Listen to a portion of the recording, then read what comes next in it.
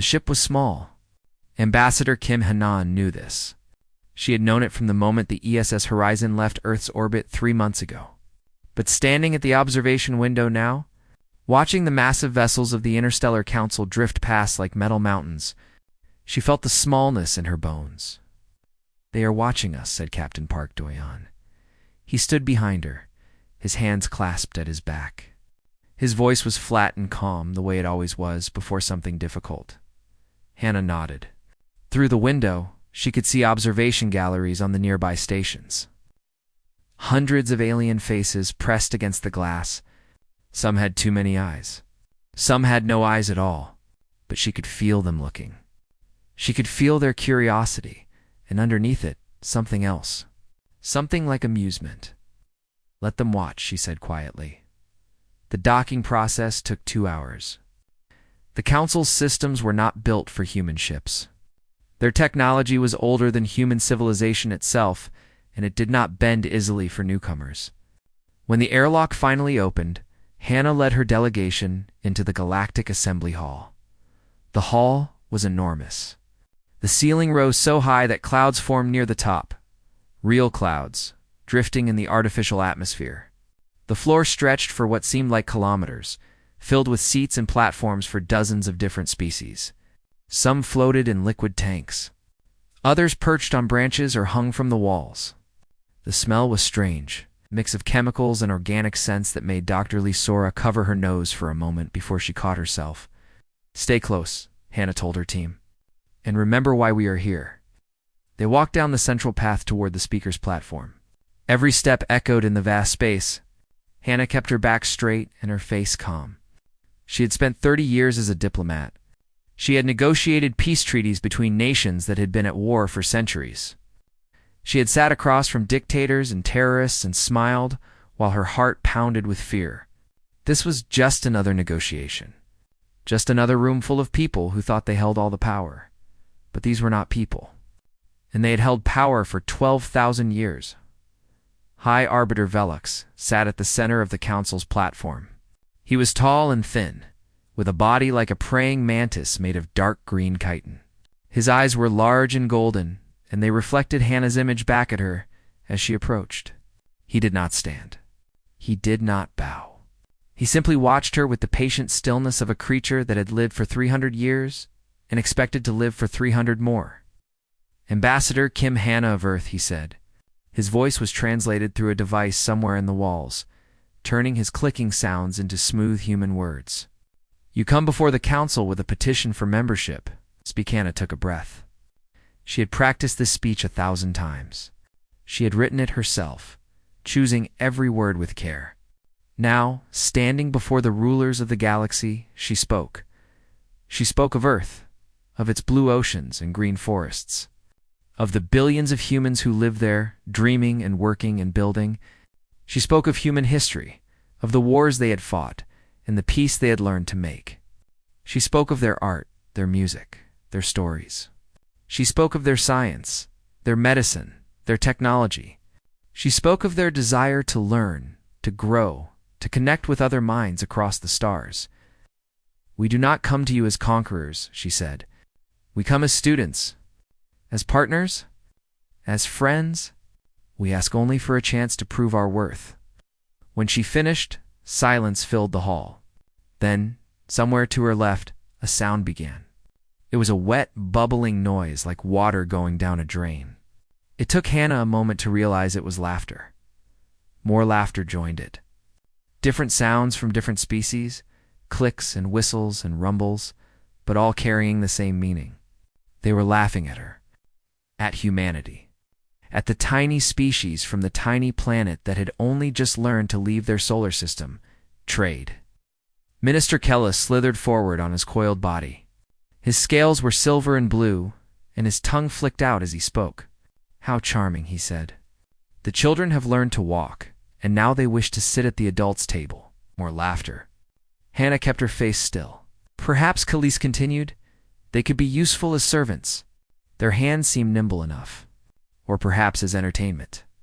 I understand they have a talent for making noise with their mouths. Singing, they call it." Behind her, Hannah heard Dr. Lee Sora's datapad crack. She heard Captain Park shift his weight, his hand moving slightly toward his side, where in another time and place a weapon would have been. She heard the quick breath of Lieutenant Choi Mina, who had dreamed of this moment since she was a child, and who was now watching that dream turn to ash. High Arbiter Velix raised one long, jointed arm. The laughter stopped. "The human speaks well," he said. His golden eyes were unreadable, but words are easy. "Your species is young. You have existed for what? A few 100,000 years? We have records older than your entire civilization. You have achieved faster than light travel. Yes, congratulations. We achieved the same thing when your ancestors were still learning to use fire." He leaned forward slightly, and for a moment his ancient face seemed almost kind. "Go home, little ones," he said. "Grow for a few more millennia. Learn what the universe truly is. And then perhaps we will speak again." Hannah looked at him. She looked at the hundreds of alien faces watching her, waiting for her to crumble. She thought of Earth, so far away now. She thought of the people who had sent her here, who had trusted her to represent all of humanity in this moment. "We will consider the Council's words," she said. Her voice did not shake. "And we will respond in due time." She bowed. A small bow of respect, but not submission. Then she turned and walked back toward the exit, her delegation following behind her. The laughter started again, louder this time, filling the massive hall like a storm. But Ambassador Kim Hannah did not look back. She kept her eyes forward, her back straight, and her dignity intact, because she knew something the Council did not. She knew that humanity had been underestimated before, and she knew what happened to those who made that mistake. The next 3 days were designed to break them. Ambassador Kim Hannah understood this from the first hour. The Council called it an assessment period, a standard procedure for new species seeking membership. But there was nothing standard about it. Every test, every demonstration, every meeting was carefully arranged to show humanity exactly how small they were. On the first day, they brought human technology before a panel of Council scientists. Dr. Lee Sora had worked for months preparing the presentation. She showed them fusion reactors, quantum computers, medical nanobots that could repair damaged cells.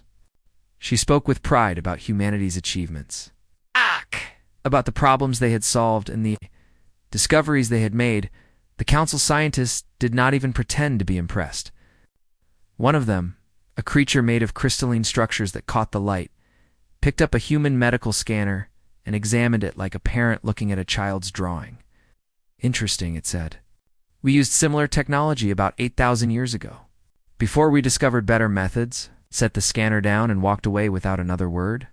Sora's face went red. She opened her mouth to argue, to defend the years of work that had gone into that device. But Hannah caught her eye and shook her head slightly. "Not here, not now." On the second day, they were asked to present human culture. Lieutenant Choi Mina had prepared recordings of music from every continent on Earth. She had collected paintings and sculptures, poetry and literature, films and photographs. She believed that art was humanity's greatest gift, the thing that made them special among all the species of the universe. The Council delegates listened politely for exactly 12 minutes. Then Trade Minister Kellis raised a scaled hand. "This is all very touching," he said. "But every young species believes their expressions are unique. We have seen 1,000 cultures rise and fall. We have heard 1,000,000 songs. What you call music is simply organized vibrations in air. What you call art is simply patterns of light and color. There is nothing here that we have not seen before, done better, by species that no longer exist." Mina stood frozen at the podium. She was 26 years old.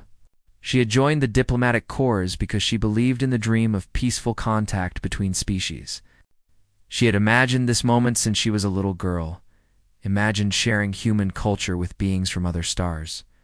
Now she stood in that dream, and it was a nightmare. Elder Yun Tihi moved to her side.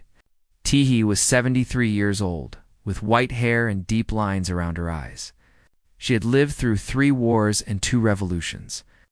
She had seen the best and worst of human nature. "Stand straight," she whispered to Mina. Do not let them see you break. On the third day, High Arbiter Velix called the human delegation to his private chambers. The room was dark and warm, filled with plants that moved without wind.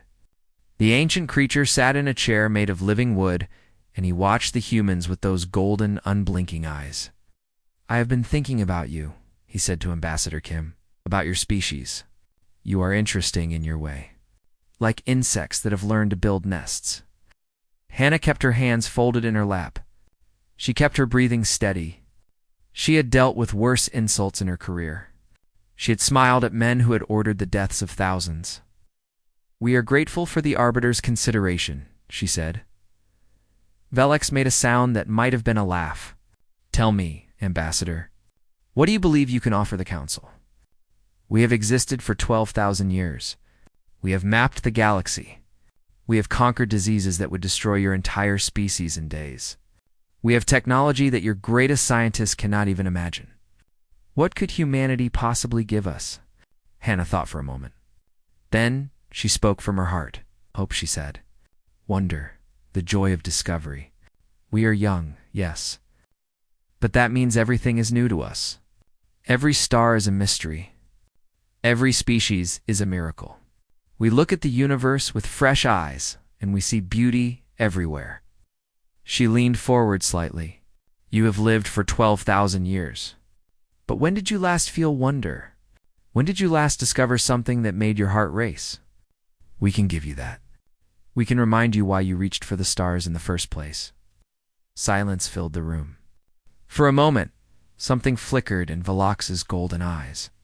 Something old and sad and almost human. Then it was gone.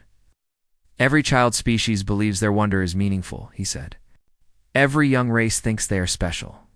You will learn, in time, that you are not. The universe does not care about your joy or your hope. It simply exists, vast and cold and indifferent." He waved one long arm toward the door. "The Council will make you an offer tomorrow. I suggest you accept it. It is more generous than you deserve." The offer came the next morning. Trade Minister Kellis presented it with a smile that showed too many teeth. "Humanity may join the galactic community as a protected species," he said. "You will surrender control of your solar system to the Council. You will accept guidance from a patron species who will teach you proper behavior. You will not expand beyond your current territory without permission. In return, we will protect you from threats you cannot understand and provide you with technology appropriate to your level of development." He paused, his tongue flicking out. "It is a good offer. Many species would be grateful for such generosity." Behind Hannah, she heard Captain Park Doyen's breath catch. She heard the rustle of Elder Yoon's robes as the old woman tensed. She heard the small sound of Lieutenant Mina swallowing back tears. They were offering slavery, dressed in kind words and gentle promises, but slavery nonetheless. Humanity would become a pet, a curiosity, a species kept in a cage for its own protection. Hannah looked at the faces around her. Ancient faces, powerful faces, faces that had ruled the galaxy for longer than human civilization had existed. They were waiting for her to submit. They were waiting for her to kneel. "The ambassador requests time to consider this generous offer," she said. Her voice was perfectly calm. "We will respond within the hour." Kellis smiled again. "Of course, take all the time you need. We have been patient for 12,000 years. We can wait a little longer." As Hannah led her delegation out of the chamber, she heard the laughter begin again. They thought she was going to surrender. They thought she was going to accept their chains with a grateful smile. They had no idea what was coming. The private chambers aboard the ESS Horizon were small, but they felt safe. Ambassador Kim Hannah gathered her delegation in the common room, where the walls were covered with photographs of Earth, blue oceans, green mountains, cities glowing at night, reminders of home. No one spoke for a long time. Lieutenant Choi Mina sat in the corner, her eyes red from crying she had done alone in her room. Dr. Lee Sora stared at her broken datapad. The screen cracked from where she had gripped it too hard. Elder Yoon Tee-hee stood by the window, looking out at the alien ships that surrounded them. It was Captain Park Doyon who finally broke the silence. My grandmother survived the 3-day war, he said. His voice was quiet, but everyone turned to listen. Doyon rarely spoke about himself.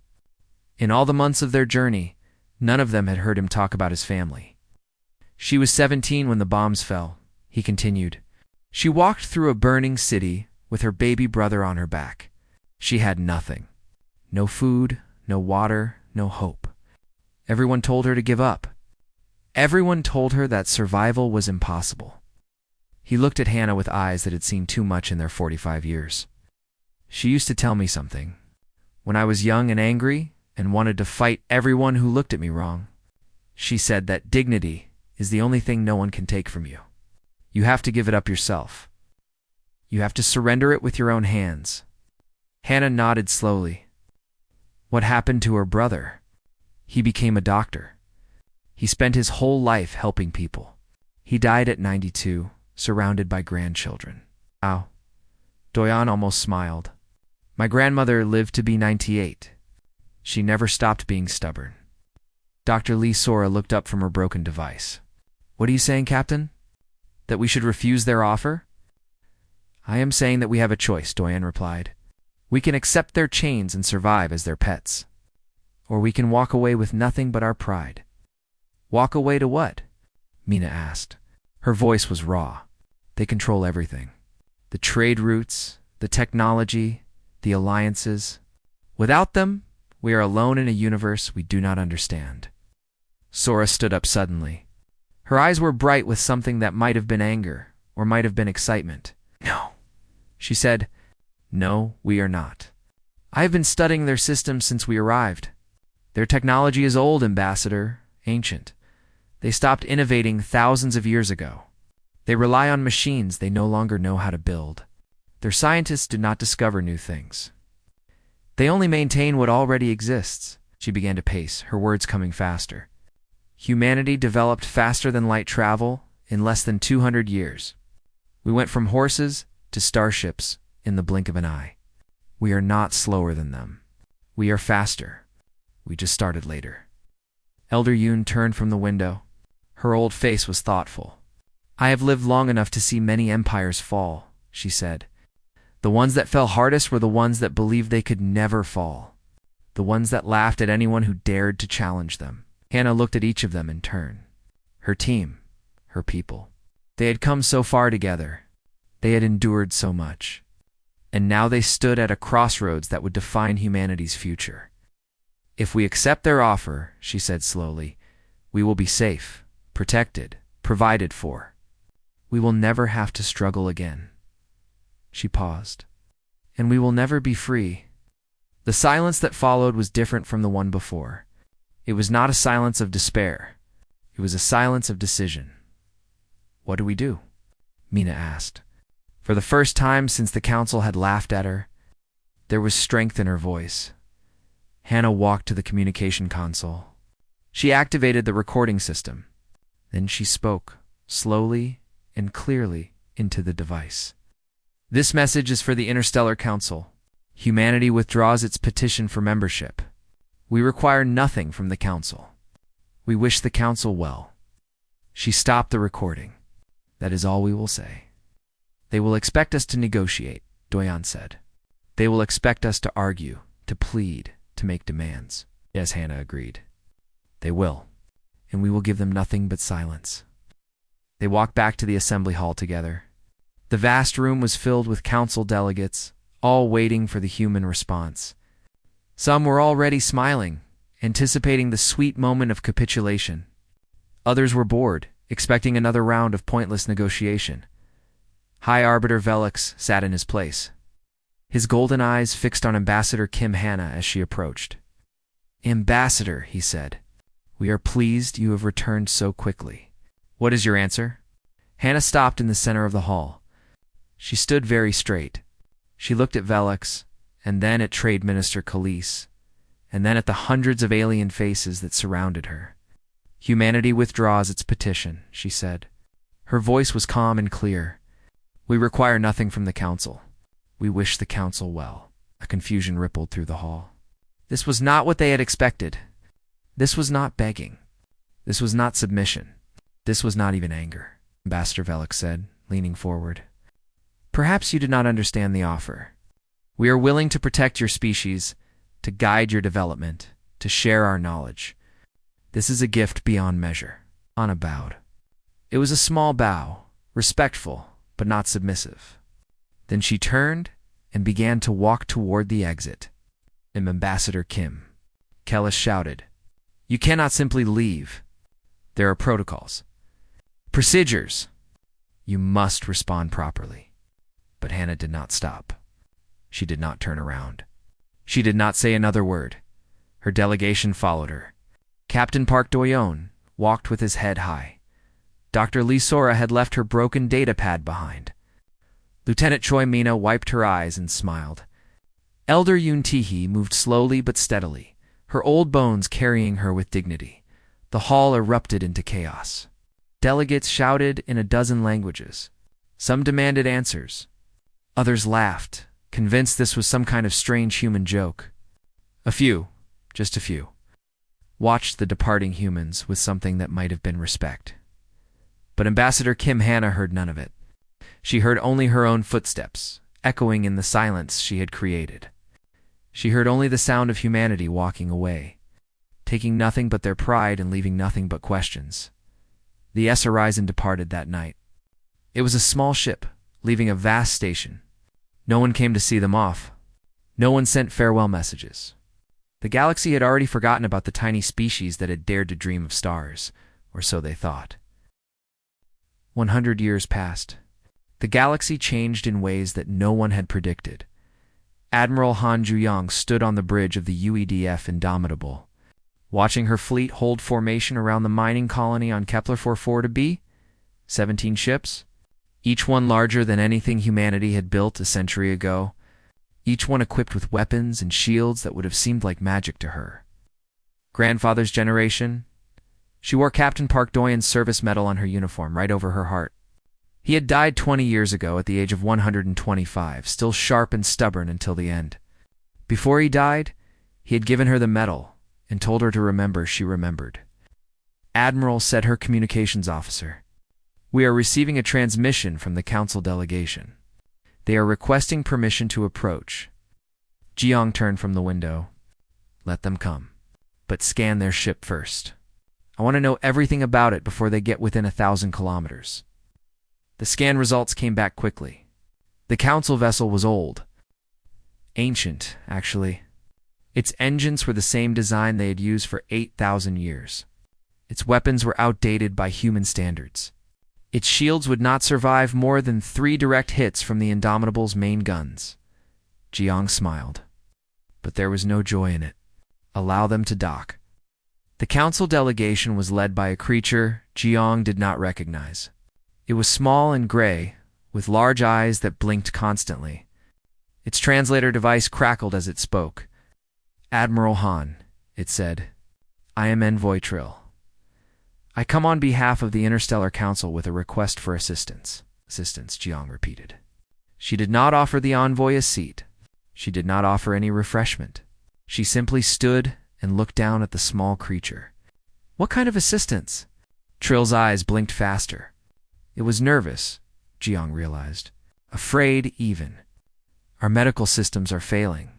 A plague has spread through 3 of our member species. Our scientists cannot find a cure. We have heard that human medicine has made great advances. We hoped. We request that you might share your knowledge with us." Jiang thought about her grandfather, who had stood silently while the council laughed at humanity. She thought about Ambassador Kim Hannah, who had walked away rather than accept slavery. She thought about Dr. Lee Sora, who had spent the rest of her life proving that human innovation could surpass ancient stagnation. "We remember," she said quietly. Trill flinched. "Please, Admiral. Thousands are dying every day. We are desperate." "I did not say we would refuse," Jiang replied. "I said we remember. There is a difference." She walked to her command chair and sat down. "Humanity will consider your request. Our medical council will review your data. If we can help, we will negotiate terms." "Terms?" Trill asked. "We give nothing for free," Jiang said. Not anymore. You taught us that lesson a century ago. On Earth, in the great library of New Seoul, Dr. Baek Sun-ho finished writing the final chapter of his book. He called it the stagnation principle, and it was the result of 40 years of research into the psychology of ancient civilizations. His argument was simple. Species that dominated too completely stopped growing, without competition, without challenge, without the fear of failure. They lost the ability to innovate. They became comfortable. They became lazy. They became old in their minds long before they became old in their bodies. The Council had ruled the galaxy for 12,000 years. In that time, they had made almost no progress. They used the same ships, the same weapons, the same technology that they had developed in their youth. They had forgotten how to dream. They had forgotten how to grow. Humanity, in contrast, had been underestimated, rejected, laughed at.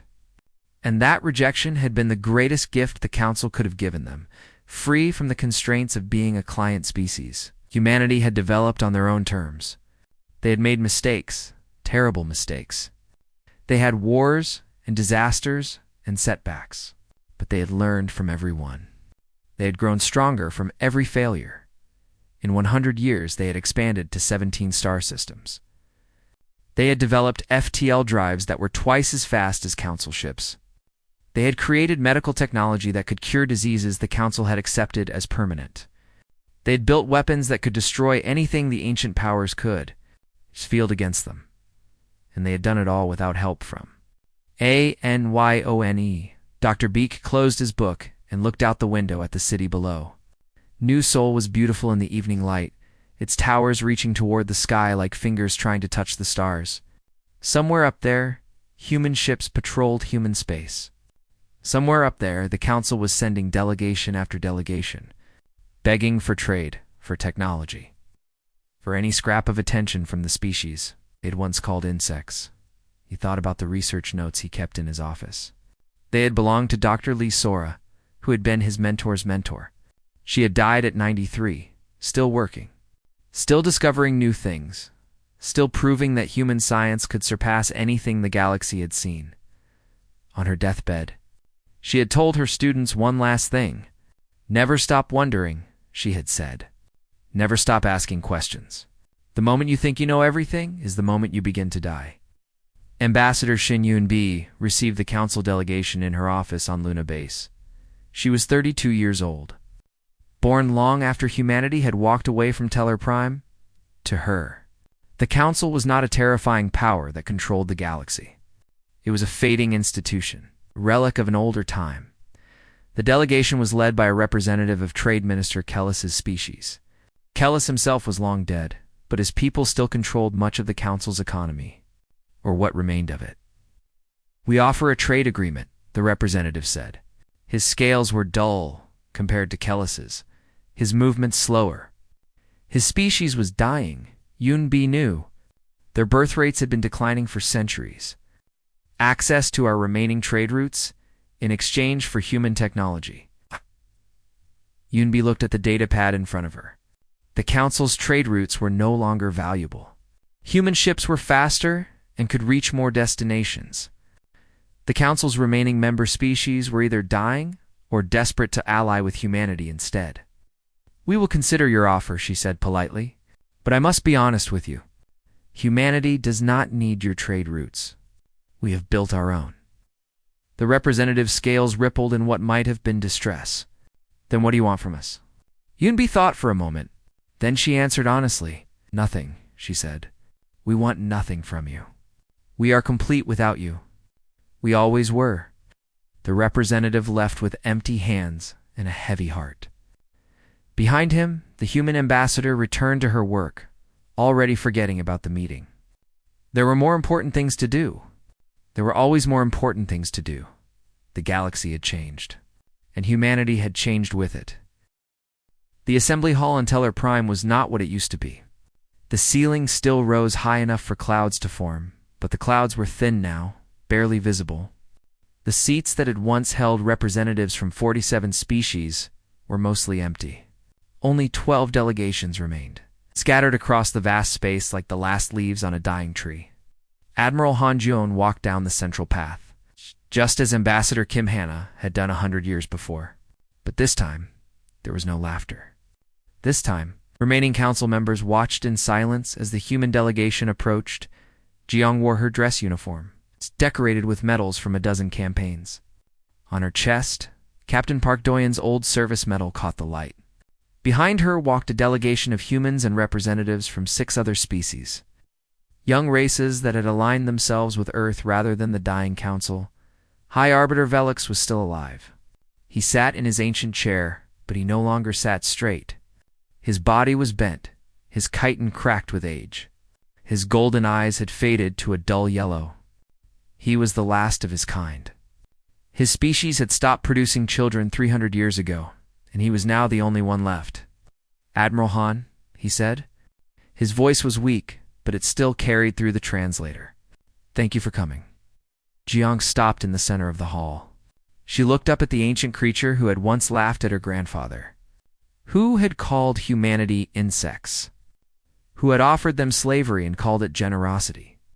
"You asked to speak with me, Arbiter," she said. "I am here." Velox made a sound that might have been a sigh. "I am dying, Admiral. I have lived for 400 years, and I will not see another sunrise. Before I go, I wanted to tell you something. Something I should have said a long time ago." Pushed himself up from his chair with great effort. His joints cracked as he straightened, and for a moment Jian thought he might fall. But he did not fall. He stood on his own feet, facing her with the last of his strength. "We did not understand," he said. "When your species came to us, asking for a place in the galaxy, we saw only what you were. Small, young, weak. We had seen 1,000 species like you. Most of them accepted our guidance. Most of them became what we wanted them to be." He paused, gathering his breath. "But we did not see what you could become. We had forgotten what it was like to struggle, to grow, to hunger for something greater than what we already had. We laughed because we could not imagine being challenged. We offered you chains because we could not imagine you refusing them." His golden eyes met Jiang's. "Your ambassador walked away in silence," he said, "and that silence has echoed for a century. It was the loudest sound I have ever heard." Jiang said nothing for a long moment.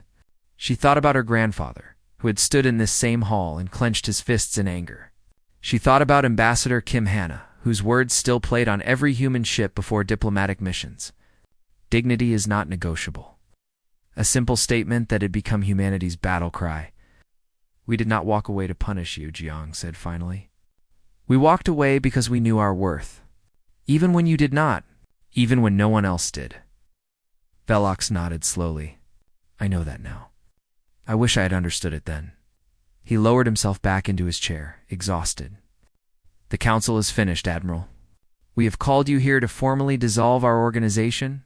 We wish to ask if humanity will lead the new assembly that takes our place." A murmur went through the remaining council members. Some of them looked bitter. Some looked relieved. All of them looked tired. Jiang turned to her delegation. Dr. Beek Sunho stood among them, his research finally complete. Ambassador Shin Yunbi was there as well, representing the new generation of human diplomats. And there were others, humans and aliens alike, who had chosen to stand with Earth rather than bow to the old powers. "Humanity will not lead the new assembly," Jiang said. The council members stirred in surprise. "We will help build it. We will participate in it. But we will not rule it. That was your mistake, and we will not repeat it." She looked at the young species representatives behind her. "The new assembly will be built on equality. Every species, young or old, large or small, will have an equal voice. We will grow together. We will challenge each other. We will never again let any single power dominate the rest." Velox stared at her. Something moved in his faded eyes, something that might have been surprise. "You would give up power? When you have finally achieved it?" "Power is not what we wanted," Jiang replied. "We only ever wanted to be respected, to be seen, to be treated as equals." She smiled slightly. "Now that we have that, we do not need to hold power over anyone. We just need to be ourselves."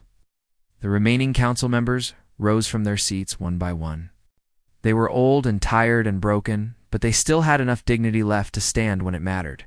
They bowed to the human delegation, a deep bow of respect that none of them would have imagined making a century ago. Guiyang accepted the bow with grace.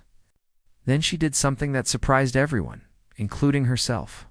She walked forward, climbed the steps to Velux's platform, and extended her hand to the ancient creature. Let me help you up, she said. There is work to do, and we should do it together. Velux looked at her hand.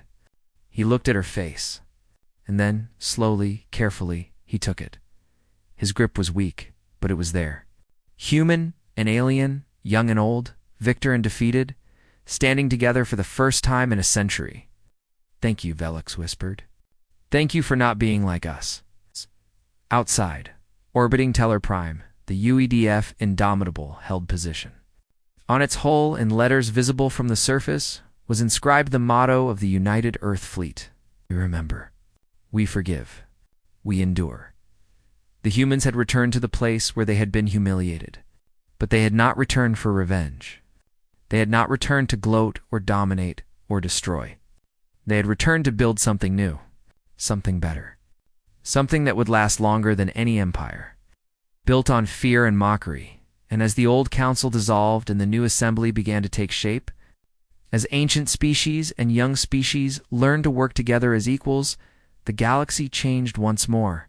It became a place of hope instead of fear, a place of growth instead of stagnation, a place where being underestimated was not a curse, but a gift, because humanity had shown them all something the council had forgotten. The greatest strength was not power. It was not technology. It was not age or wisdom or control. The greatest strength was the ability to walk away with dignity and then come back with grace. The greatest strength was humanity.